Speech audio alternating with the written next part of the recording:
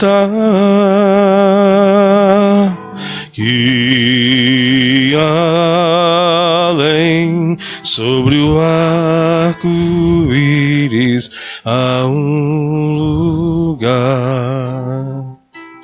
onde o céu sempre azul nos faz sonhar, onde a gente consegue os sonhos realizar. Por isso, quando a chuva tamborila na vidraça da janela, eu olho no horizonte na certeza de encontrar visão tão bela, tão bela, onde o céu sempre azul nos faz sonhar, onde a gente consegue os sonhos realizar.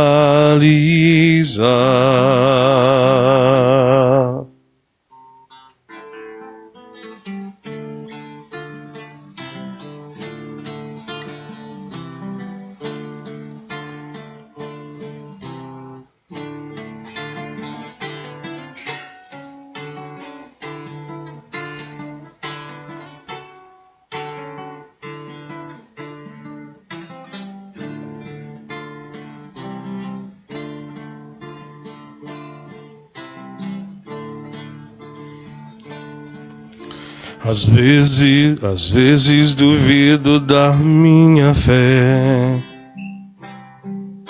e meu coração pergunta onde foi parar tanta coragem. O pranto corre em meu rosto adormecido,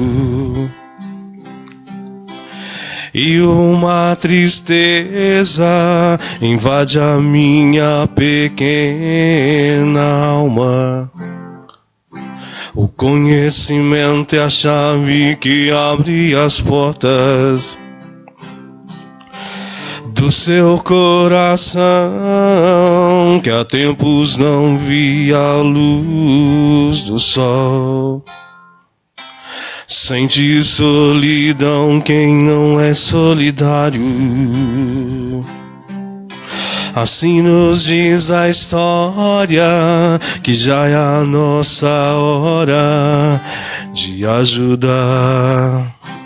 Sente solidão quem não é solidário. Assim nos diz a história, que já é a nossa hora de ajudar. Senhor, eu te busco na inspiração pra esta canção. Eu sei que o nosso amor está escrito nos versos da vida. Canção e vida, harmonia e alegria. Tu és o doce, o sal, a terra, a água que eu preciso. És o ser, a luz, a minha vida, a minha existência. És o paradigma do homem pleno.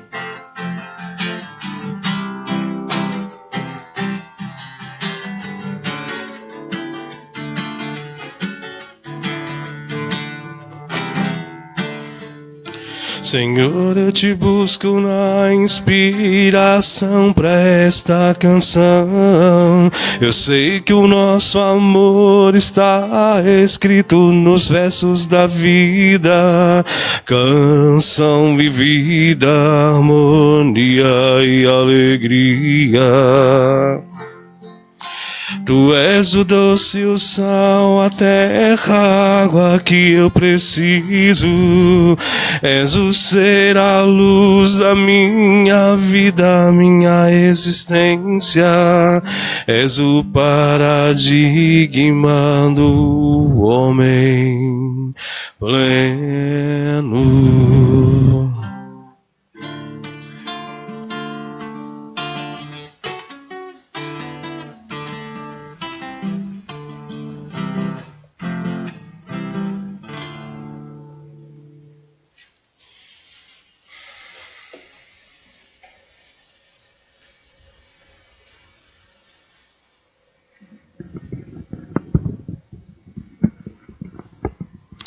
O Evangelho traz questionamentos que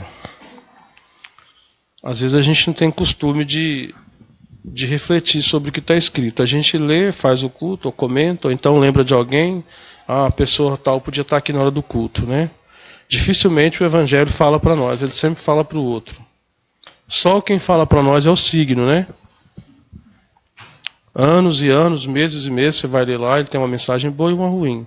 Com todo respeito quem acredita e gosta, não estou desrespeitando, mas o signo mais difícil é o signo que a gente tem que transformar, a gente tem que olhar para nós, perceber as nossas deficiências. Esse signo a gente não gosta muito de acompanhar, não. Às vezes a gente gosta de ir a cartas, a búzios, porque eles vão falar coisas que nós vamos gostar de ouvir, e também coisas que nós não gostaríamos. Quem está ali é um espírito que sabe, que conhece-nos, e ele vai dar a mensagem que vai satisfazer o nosso ego, mensagem que nós já deveríamos saber por causa da nossa conduta e do nosso estudo. Mas às vezes a gente vai lá e ajuda muita gente também. Os espíritos estão em todas as partes. Então, não desrespeitando ninguém, não desmerecendo ninguém, mas os espíritos vão utilizar todos os lugares, todas as pessoas, para que sempre nos sirvam de melhorar, para que sempre nos sirvam essas pessoas de nos ajudar a progredir. Só que a doutrina espírita ela já vai falar de tudo isso. Quando a gente lê o Livro dos Espíritos, quando a gente lê o Evangelho, quando a gente lê a Gênese, o Céu e o Inferno, essas obras todas vão falar de tudo aquilo que nós precisamos saber. Porque elas são embasadas na ciência e na filosofia. A ciência porque vai passar pelo empirismo. O que é o empirismo? A experiência, a vivência, a prática. A filosofia porque vai dialogar, vai refletir, vai pensar. São espíritos que já viveram muito, que virão com esses conhecimentos e vão filosofar. Sócrates, é porque Freud estudou Sócrates. Sócrates vai falar da experiência dele, da vivência dele, não de forma, eu vivi em outras vidas, mas ele fala da reencarnação. Depois, no final, mais na sua idade avançada, ele achava que não tinha mais conhecimento, então ele começou a usar um processo chamado maêutica, que é do parto, né? A mãe dele era parteira, e aí então ele usou essa metáfora para dizer parto do conhecimento. Ele se achava já inócuo, né? Sem possibilidade de aprender mais, pelo menos é o que diz os livros. Não sei se realmente ele tenha pensado assim, porque senão ele não teria criado um outro processo de reaprender. Então ele traz a maêutica como processo de pergunta e resposta, e o professor, pedagogo, educador, estudioso, falava 6 idiomas, e com menos de 20 anos ele propagou a doutrina para o mundo inteiro, e ele usava, eu acredito que ele pegou esse processo maêutico e transformou um livro em 506 perguntas, conhecido como Livro dos Espíritos. 2 anos depois, em março de 1858, surge o livro dos Espíritos com 1019 questões, pergunta-resposta, resposta-pergunta, pergunta-resposta. Assim Sócrates fazia para poder desenvolver o conhecimento em nós, em que nós mesmos vamos descobrindo, vamos tentando nos desafiar. Depois agora sim, Freud também nessa contemporaneidade do professor pedagogo Allan Kardec, ele vai trazer aí a autoanálise, onde ele faz uma análise de si mesmo, dos seus sonhos, dos seus desejos, e surge então o estudo do comportamento mental inconsciente, dos sintomas, dos traumas, dos desejos, dos sonhos, enfim. Surge então a psicanálise, que foi muito polêmica por trazer o estudo da sexualidade. Então, através da filosofia, através da ciência, através do conhecimento, E através da espiritualidade do ser, surge então a doutrina dos espíritos, que nós que seguimos ou conhecemos ou buscamos, somos chamados de espíritas, espiritistas. Espiritualista é um outro contexto, não necessariamente é espiritista. Acreditamos na vida após a morte, na vida em outros planos, na evolução do espírito em outros mundos e assim sucessivamente. Esse conhecimento está deixando de ser somente algo só da doutrina espírita. Está indo para a ciência, está abrindo esse conhecimento. Alguns cientistas dizem que nós temos um DNA, que dentro desse DNA tem uma célula que eles chamam de Deus. Joana de Andes, no livro de autodescobrimento, que ela escreveu em 1999, ela já vinha falando desse Deus que dorme em nós. Freud, na psicanálise, diz que estamos dormindo. Então a gente vai ver que esses rios do conhecimento são confluentes que vão se encontrar no mar da sabedoria. Dentro disso, a ciência aliada à filosofia, trazendo o pensar, o refletir, o observar, o ouvir, o escutar, porque a gente fala com Deus, mas a gente não para ouvir o que Deus tem para dizer. Juntando com as buscas do homem, a experimentação, a observação, o conhecimento, juntando com a espiritualidade do ser, que é essa interpretação do mundo extrafísico, essas mensagens que os espíritos trazem-nos através dos médiuns, que juntamente com o professor Allan Kardec trazia, e ele ia catalogando, organizando, fazia uma pergunta aqui num país, no outro, e chegava à mesma conclusão, para saber se aquilo que ele estava fazendo ia dar certo, era correto, não ia ter nenhuma inverdade, porque ele era um cientista, então ele não podia queimar o seu filme, vamos dizer assim, o seu nome, porque ele já tinha várias obras escritas voltadas para a educação, para a pedagogia do ser. Tudo isso. Então ele tinha um nome a zelar. Não era qualquer ser que estava ali. Juntando tudo isso, os espíritos vêm dizer que a vida fora do corpo físico, ela continua. O espiritismo matou a morte. A vida continua. E que nós somos seres espirituais vivendo uma realidade física. Nós estamos no mundo. Nós não somos o mundo. E nem somos daqui. Aqui é das estações no universo, cujo qual hoje nós estamos estagiando, estamos de passagem. Há almas, espíritos que vão se prender a este mundo, pela mágoa, pelo ressentimento, pela revolta, de seres que se encontram reencarnados, que eles querem vingar-se. Eles ficam aqui. Mas porque também acham em nós um lugar para ficar. A nossa vibração, o que nós eloquamos, o que nós vibramos, o que nós propagamos em ondas magnéticas, esses espíritos vão sintonizar conosco e eles vão ficar próximos a nós. Então é isso que eles vêm lembrar-nos, esclarecer essa vigilância que nós temos que ter. Essa informação nós temos e nós temos que vigiar-nos para melhorarmos-nos. Nesse processo de melhoras e piora, dessas nuances que a gente vai vivendo, a gente vai desenvolvendo em nós, através das células embrionárias, através dos registros embrionários que tem a nossa epiderme, segundo Joana de Anjos, vai registrar o nosso sintoma, o nosso interior. Para Freud, o que está no inconsciente, que não é consciente, a gente não sabe, e isso vai adoecendo, porque são neuroses que a gente não sabe que existem. Joana de Anjos, vou trazer os dois juntos, Joana de Anjos vai falar que são experiências de vidas passadas e que vão aproximar-se dessa, e por não sabermos lidar, a gente vai adoecendo. Mas o sintoma, ele é importante aparecer no corpo. Quando ele aparece, está dizendo, alguma coisa dentro de você está errado. A diabetes não é uma doença propriamente dita, é um diagnóstico de que você não está cuidando da sua glicose, você não está cuidando do açúcar do seu organismo. Aí está te dando alerta, está te avisando, está te informando, ó, cuidado, se liga, fica atento. Então, os espíritos fazem esse papel também. O sintoma, eles são importantes aparecer para eu saber que alguma coisa comigo, essa alergia está estranha, essa tosse demais está estranha, esse bocejar demais está estranho, essa coisa de dormir em toda palestra está estranha, chegar atrasado está estranho, essa coisa de sempre brigar com o marido quando chega em casa está estranho, ou brigar com a mulher toda vez que ela atrasa. Alguma coisa, é um sintoma. Por que todo mundo está errado, só eu que estou certo? Toda relação, o outro está errado, eu estou certo. certo. Toda a confusão no trânsito, o outro está errado, eu estou certo. É o adoecimento do sempre está certo. O lugar da certeza é um lugar solitário. É melhor eu ter dúvidas e ir esclarecendo, porque quando eu me esclareço de uma incógnita, logo surge outra, porque eu não quero mais ficar naquele degrau, eu quero outro. Então esses conhecimentos, essas buscas se eu não questiono, eu paro no tempo. Eu tenho que questionar, mas não ignorando. Questionar, aprendendo, sendo eu ignorante. Ignorante é a diferença de ignorar. Ignorante, não tenho conhecimento. Ignorar, eu aprendo, estudo, informo e continuo no mesmo lugar. Aí eu ignoro, eu não quero saber. A partir do momento que eu vou correr, porque senão não vai dar tempo. A partir do momento que eu vou adquirindo conhecimento, o primeiro momento para alguns pensadores é assim: eu não sei que eu não sei que eu não sei. O segundo momento do aprendizado, eu sei que eu não sei. O terceiro momento, que já é um pouco de sabedoria, eu sei que eu sei que eu sei que eu nada sei. Aí a gente começa a sabedoria.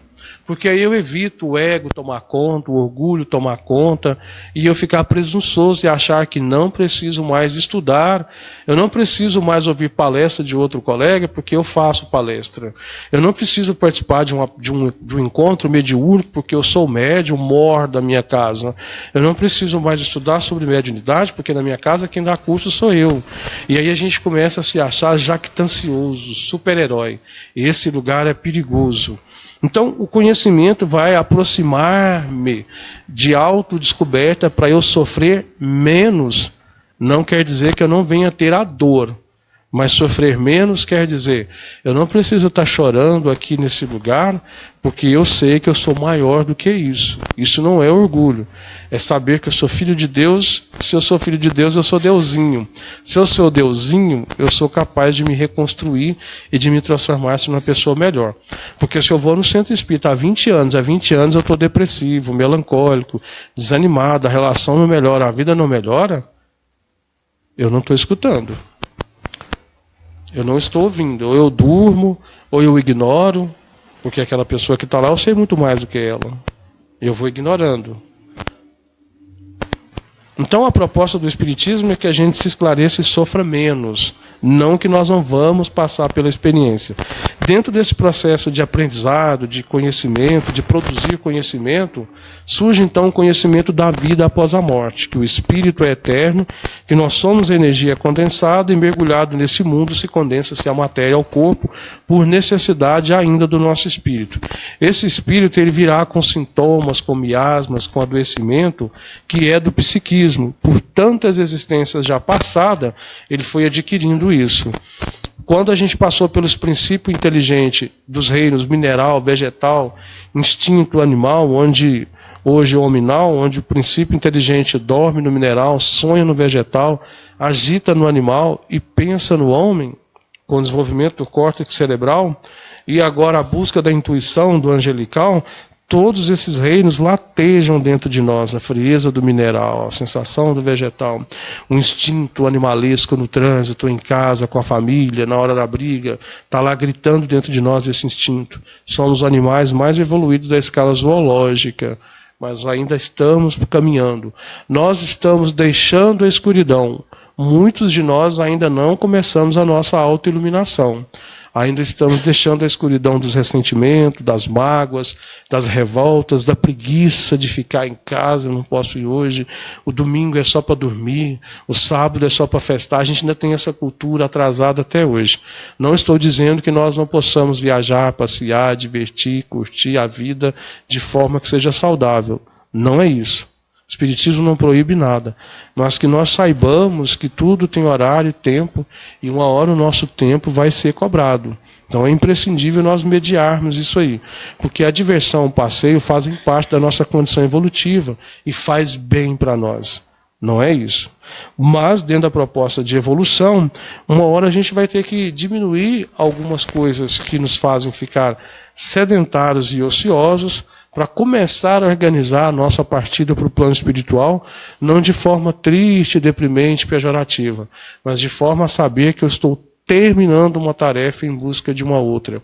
E nesse processo de ir e vir, eu vou trazendo vários tipos de sintomas de outras vidas que vão arquivando no meu psiquismo.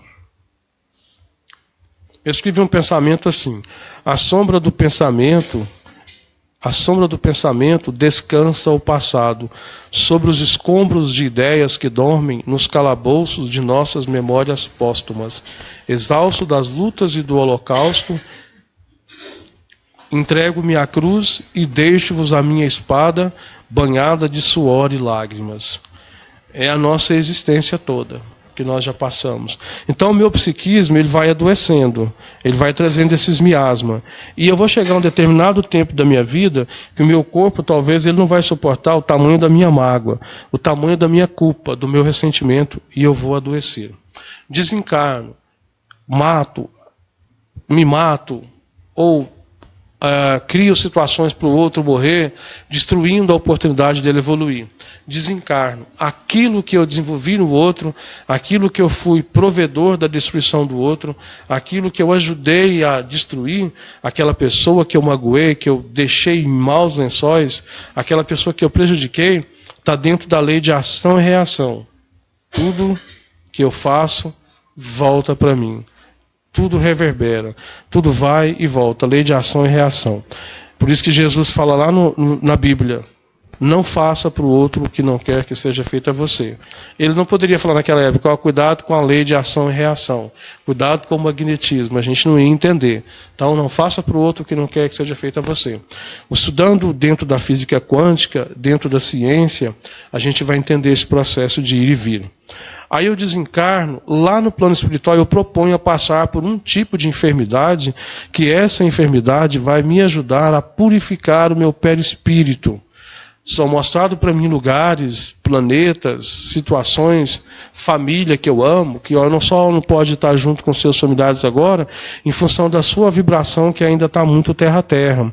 As pessoas que você prejudicou, elas não sabem mais cadê você, porque você já habitou em vários outros corpos. Mas a vibração, a sintonia delas está arquivado o que você fez com elas.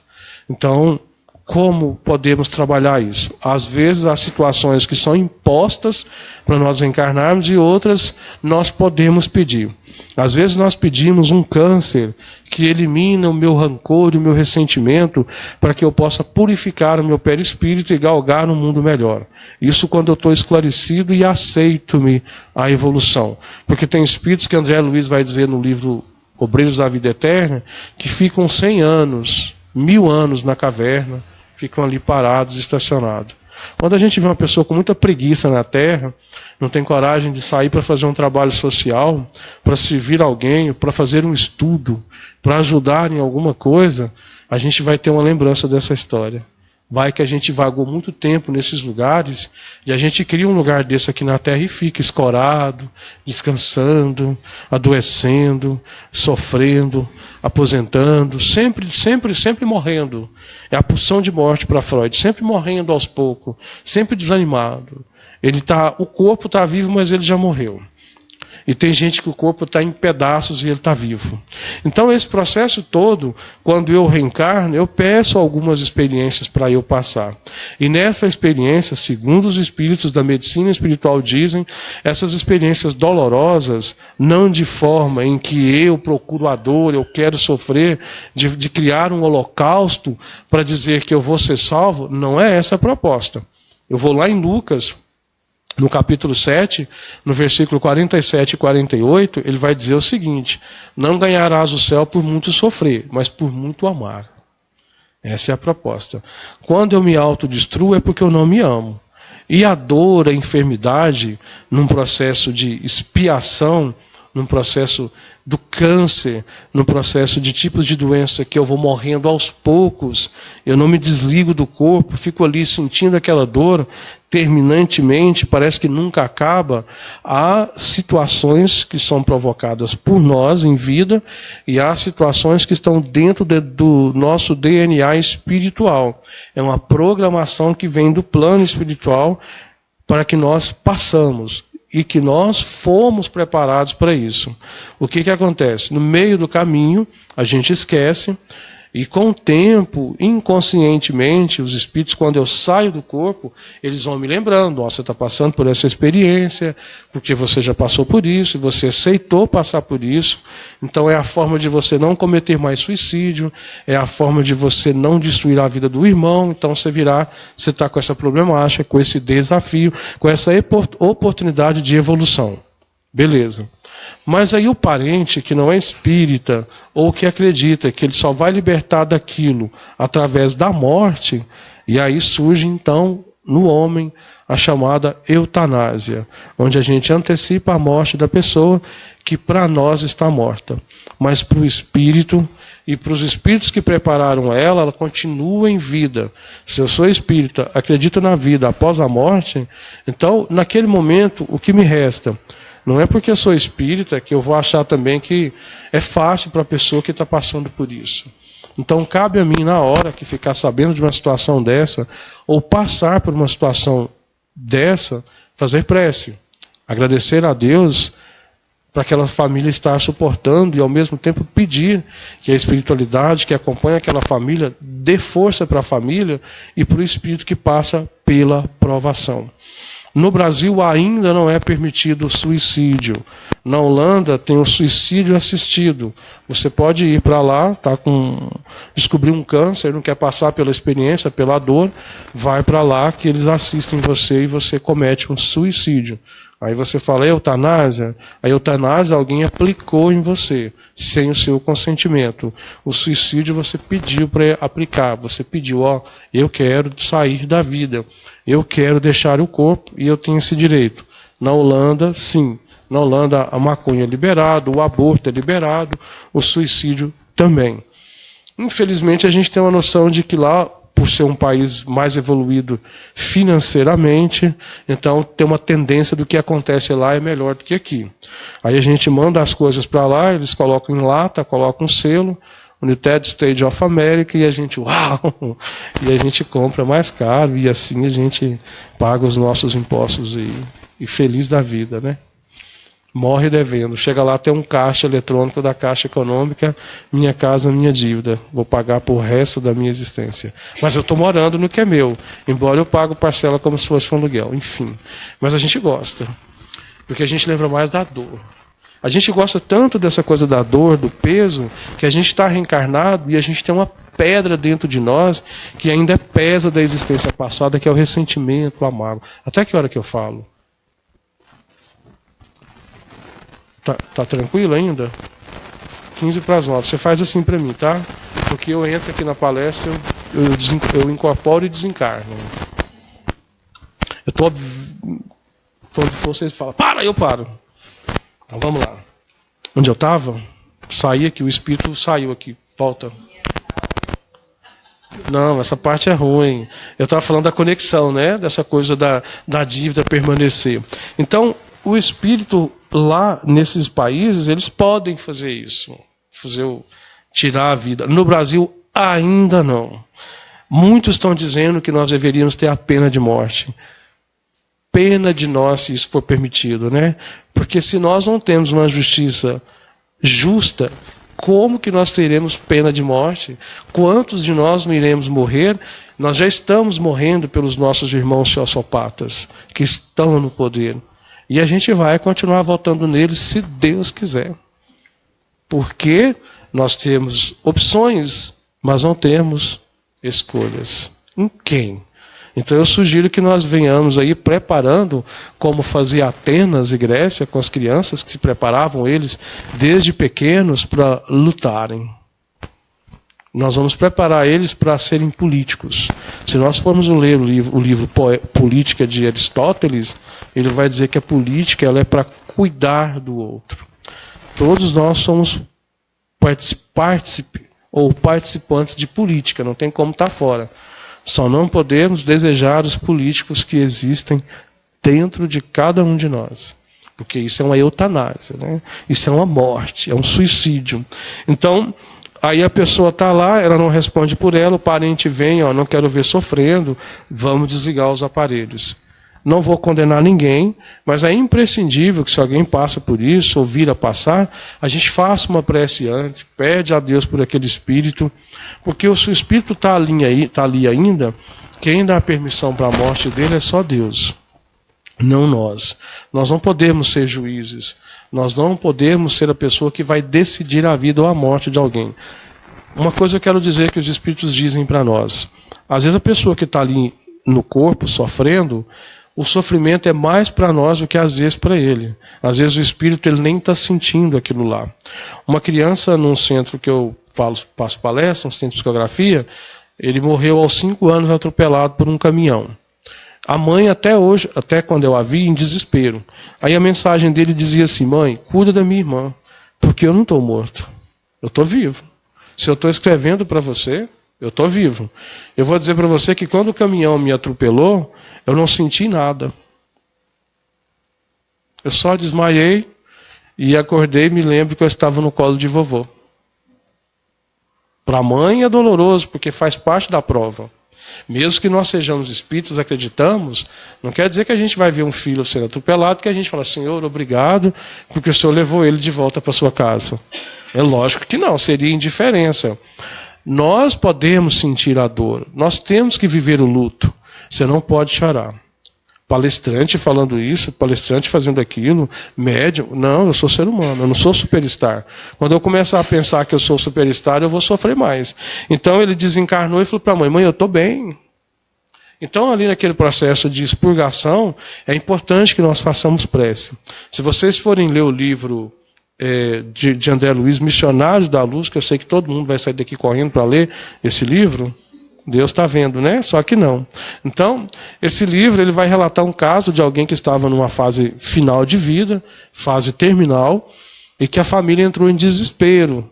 E o espírito já era para ter desencarnado aquele estrupício, mas não tinha jeito, porque a família não permitia. A vibração da família interferia. Para vocês verem o quanto a vibração ela é forte, sendo ela boa ou ruim. O que eles fizeram? O André Luiz mas o Alexandre, eles foram lá e deram passes no rapaz. Os espíritos do plano inferior já estavam lá esperando por ele. Eram os amigos que ele sintonizou durante toda a existência.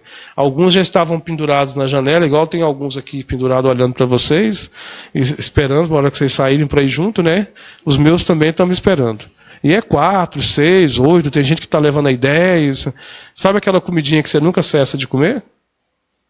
Aquela cerveja que você toma e nunca satisfaz? Estão lá, é nós, galera. Pode crer, estamos juntos, não é assim? Deus está vendo, né? Então, eles estão ali, tudo na janela, olhando para nós. E aí, vamos lá. Onde eu estava? Vamos ver se vocês estão comigo. Se não tiver comigo, eles vão acompanhar vocês. Onde eu estava? Vocês fixaram mais na janela do que na palestra. Viu como a gente gosta de sofrer? Então vamos lá. Então, essa proposta da espiritualidade de nós evoluirmos a vibração, nesse momento é hora da gente entrar em ação. Então, o jovem estava lá, os espíritos esperando por ele, e aí o que eles fizeram? A mãe do rapaz que estava lá em coma aproximou de Alexandre: olha, eu queria que vocês amparassem meu filho, protegesse ele, eu gostaria de levá-lo. Olha como é a mãe, né? A mãe que ama, porque tem a mãe que só põe no mundo. A mãe que ama. Ela então falou: eu queria levá-lo. Alexandre, o amigo de André Luiz, falou: olha, ele fez por merecer essas companhias que estão na janela aí, esperando por nossos irmãos lá do GEAV. Mas, como você, mãe, tem merecimento, nós vamos entregar o seu filho nos seus braços. Olha só a importância do trabalho voluntário começando aqui, porque o nosso bônus horas não começa lá, não. Começa aqui. Quando eu faço trabalho voluntário, eu não estou ganhando nada, eu estou gastando. Não, eu estou investindo na minha vida espiritual. Gente, começa aqui, porque vai ter um caixa eletrônico lá para receber o nosso bônus horas. Então, ele falou: ó, nós vamos proteger ele. Eles criaram uma camada de proteção sobre o jovem que estava ali, finalizando a vida. Os espíritos não conseguiram aproximar dele e ele apresentou um quadro clínico de melhoras. Eu não sei como é que chama aquele aparelho que fica lá, que quando está assim já era, né? Só que aí começou a fazer umas nuances, uma montanha, cada uma mais alta do que a outra. A família viu o quadro clínico de melhora dele. Uau, ele melhorou, vamos embora. Aí foram comemorar. Aí saiu todo mundo pulando, foi lá para o Parque Ateneu comemorar lá naquelas ruas pequenininhas. E foram, e gritaram, e aplaudiram. É nóis, vamos lá para o GEAV, todo mundo feliz da vida. O danado vai e desencarna. Então foi preciso criar esse quadro de melhora. Agora você vai para o hospital, né, vai sair daqui, chega lá, seu parente está bom, você vai falar, e o Júlio falou que ele pode morrer. Não necessariamente nessa ordem, né? Cada caso é um caso específico. E aí apresentou um quadro clínico de melhora. Acabou meu tempo? Falta 5? Adoro 5. Ela faz assim, eu pergunto de novo, ela faz assim, aí dá 10. Apresentou um quadro de melhora, a família foi para casa, né, foi assistir a novela e tal, enfim, e ele vai e desencarna, porque aí todo mundo foi para casa descansar. Porque é um cansaço ali. Aí nisso eles aproveitaram que a vibração mudou, vibração de alegria, de ânimo, e aí conseguiram desligar o danado do corpo e a mãe levou para a colônia espiritual cujo qual ela vivia. Então, há casos, na maioria das vezes, que a gente cria uma eutanásia, não é uma eutanásia pensada, programada, mas aquela forma de nos permitir morrer através das drogas, através da violência, através do rancor, da mágoa. A gente está permitindo nos destruirmos. Porque se tudo é criado com o objetivo de suportar a nossa existência até o dia último da nossa programação, então nós temos que cuidar do nosso corpo o máximo possível, porque o corpo é o veículo do nosso espírito na avenida da vida para chegarmos no ponto final do nosso destino. E aí, quando eu deixo de cuidar, eu já estou provocando, antecipando a morte. Não necessariamente era para estar naquele quadro clínico. Às vezes eu provoquei isso. E na maioria das vezes a gente vem provocando a morte antes da hora. Inúmeros jovens e crianças já estão cometendo suicídio através das influências dos jogos digitais. Eu atendo um paciente adolescente, então ele traz umas histórias para mim que eu estou aprendendo com ele. E que os pais poderiam pensar sobre isso. Sentar, escutar, ouvir, não ficar dando sermão, chegar lá como aluno, porque os espíritos que estão reencarnando, eles trazem mais informações do que nós. E a gente tem que ir lá e fazer uma atualização no HD da nossa vida. Melhorar a nossa memória, ampliar a nossa memória, que tem HD externo também, né? A gente pode evoluir o interno, pode também fazer uma limpeza. Eu estou falando com o mestre da computação ali, eu tenho que tomar cuidado para não falar besteira. Quando não tem ninguém, a gente abre a boca. Quando tem, a gente fala meio receoso. Mas, enfim, é uma metáfora. Então, dentro desse processo de finalização da vida, quando a gente não souber o que fazer, façamos prece. Senhor, abençoe essa família. Eu não posso lá, você não vai fazer isso.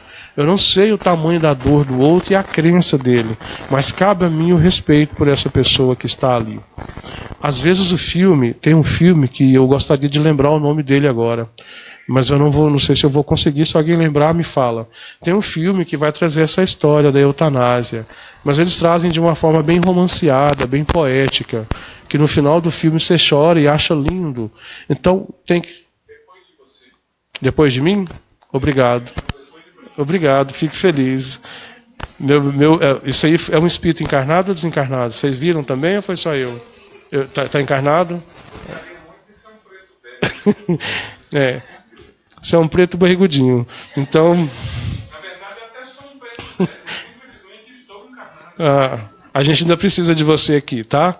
Então, pessoal, esse filme ele traz uma visão romanceada e tudo.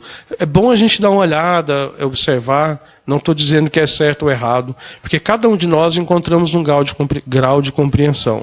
Talvez alguém vai ouvir essa palestra e vai, não, é verdade, vamos lá, vamos vibrar.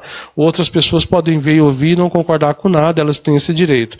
Porque cada um de nós estamos num grau de percepção da vida.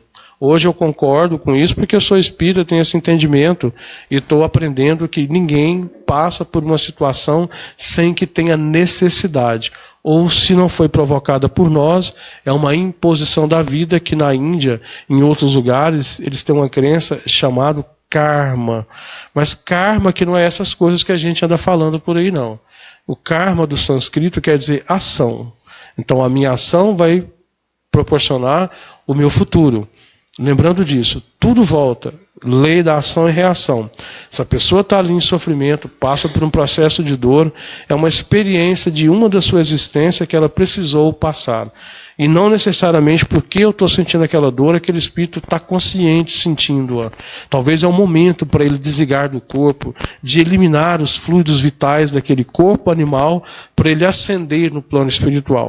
Então, para eu não criar uma outra palestra, pela proposta dos Espíritos, a gente fazer prece nesse momento, que a pessoa está no momento de dor e sofrimento, está aprisionado ao corpo, que Deus abençoe esse espírito e que a hora dele certa ele desencarne.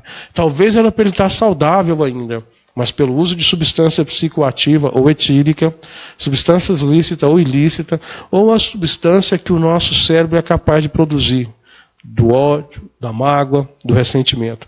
Talvez aquele espírito está ali não necessariamente por uma imposição do destino, mas porque fumou demais, bebeu, usou substância, manteve ou sustentou o ódio por muito tempo, o ressentimento, e ele foi martirizando o cérebro.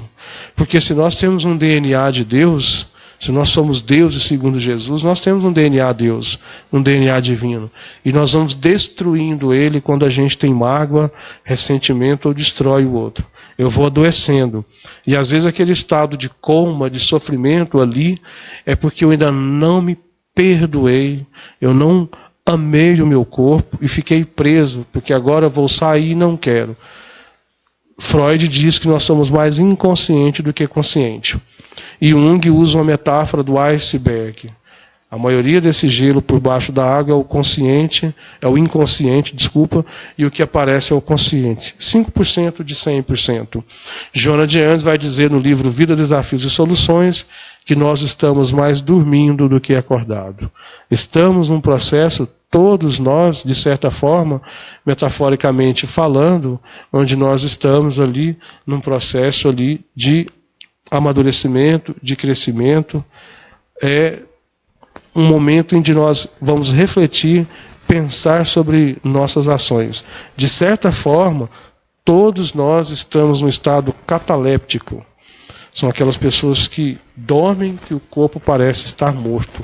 Nós estamos num estado ali de sono profundo, de sofrimento, de dor, que a gente vai despertando aos poucos. A nossa dor ela não vem de uma vez pelos inúmeros traumas e desastres que nós já provocamos, porque nós não damos conta. Então a dor ela vem em doses homeopáticas, uma dor aqui, uma dor ali, melhor aqui, dói ali, devagar, porque nós não temos estrutura. Os que já conseguem passar por essas dores maiores, expiações, são espíritos que já foram preparados para suportar a carga. Finalizando, todos nós, de certa forma, estamos em estados de coma espiritual, desenvolvendo e acordando aos poucos. Quando eu saio do corpo, é como se eu saísse do estado de coma por alguns momentos. Quando eu volto para o corpo, eu entro para o meu estado de coma, porque eu adormeço. Eu não tenho a noção de espírito do todo, e no corpo eu tenho apenas sentidos. Sentidos da audição, do tato, da visão, do olfato. Quando eu saio do corpo, eu não me limito a sentidos. A minha consciência torna-se o meu todo. Eu me torno um sol pequeno, mas sou. Mergulhando no corpo, entro no estado de sonambulismo, de sentidos, em estado de coma espiritual. Muito obrigado.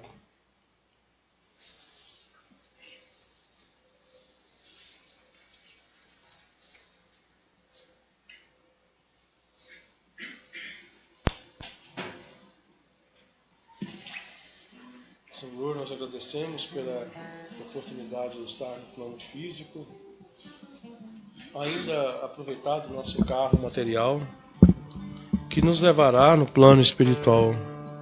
Ilumina, Senhor Jesus, os nossos caminhos, guie os nossos passos, abençoe as pessoas que passam por dias difíceis, por dificuldades financeiras, afetivas ou cognitivas e sociais. Abençoe o nosso planeta, abençoe o nosso país, abençoe o nosso estado, a nossa cidade, o nosso bairro, a nossa casa. Abençoe o nosso universo interno. Ilumine os nossos caminhos e guie os nossos passos aonde quer que nós vamos. Abençoe, Senhor Jesus, aqueles que passam pela provação da prisão, dos hospitais, das ruas. Abençoe aqueles que nesse momento se encontram em coma, se encontram no momento cataléptico, se encontram no momento de dor e sofrimento e de lembrança de como foi sua existência. Nada pior do que a culpa. Que possamos levar a nossa vibração a essas pessoas e que a nós também possamos sair daqui melhores do que aqui chegamos. Ilumina, Senhor Jesus, os nossos caminhos, guia os nossos passos hoje e sempre, que assim seja.